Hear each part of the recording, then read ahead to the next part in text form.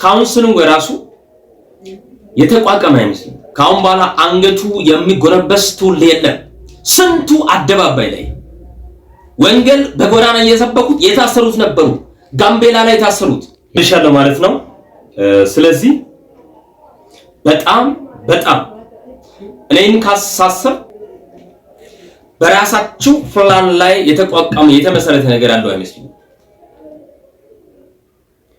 አባት ልጁን ቢያጠፋ ያርመዋል፣ ይቆጣል፣ ይገስጸዋል፣ ያስተምረዋል፣ ይጠራዋል። እናንተ ግን ንቀታችሁ በዝቷል። እንደ አባትና እንደ ልጅ አይደለም እየታያችሁ አላችሁ።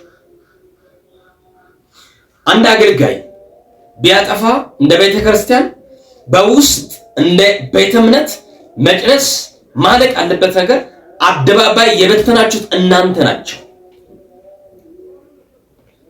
ስለዚህ ነብዩ ጩፋ 100% ልክ ነው አይደለም ያልኳችሁ አይደለም። 100% ሊያጠፋ ይችላል፣ ሰው ነው። እናንተም እያጠፋችሁ ነው።